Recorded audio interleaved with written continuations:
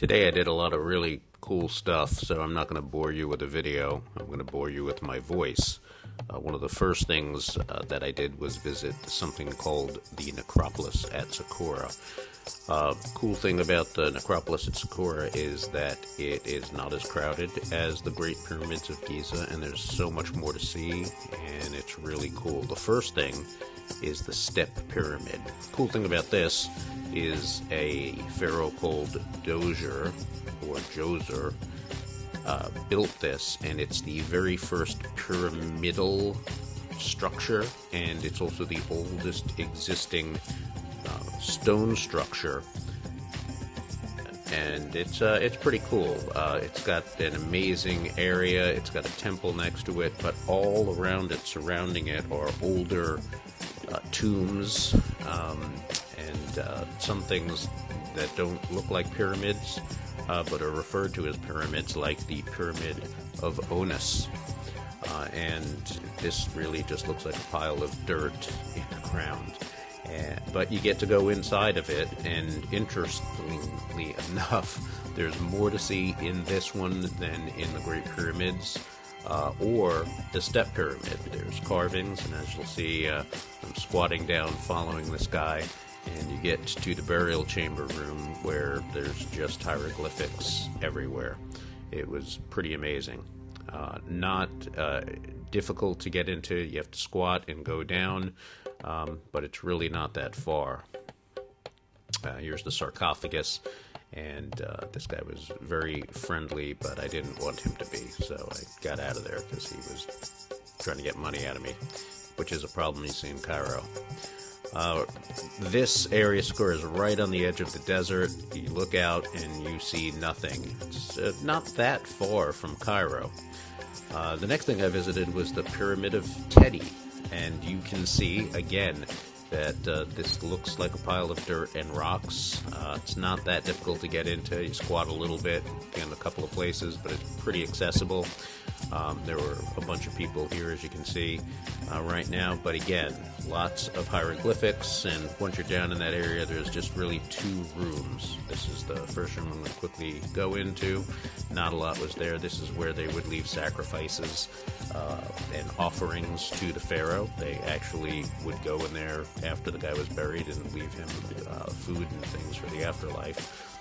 This is an example of some of the hieroglyphics on the wall.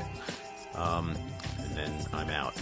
An interesting thing is the Mastaba of Kajemeni, who was a high-ranking official. It's right outside the tomb of Teti, and great carvings, and as you can see from these pictures, original colors are still there. It was really amazing. This is, as I'm leaving Saqqara, there was some work going on. They had discovered some new things, and that's what that is. Next thing it did is, of course, the tour guides want to take you somewhere to buy stuff, but this was actually pretty cool. It's a bunch of kids who are learning to make carpets. I have not speeded this up. That is how fast that kid is going. It was pretty amazing to watch him. Next thing, we went to Dashur, which is where the Red Pyramid and the Bent Pyramid are. And the Bent Pyramid is something that it's bent for a reason. This was when they were trying to make true pyramids, and their first attempt was a pretty bad failure, so they ended up with the Bent Pyramid. Getting into this one is very, very difficult. They try to talk you out of it. It's pretty exhausting. What you haven't seen here, I've cut out quite a lot of it, is you have to squat back and walk backwards, probably about for 15 minutes. Then you have to climb a whole bunch of stairs, and then you have to crawl and crouch and squat through a pretty long tunnel until you finally get to a landing. Once you're at the landing, it's pretty dark in there. You can see the guy there has a flashlight. He brought me down the hallway.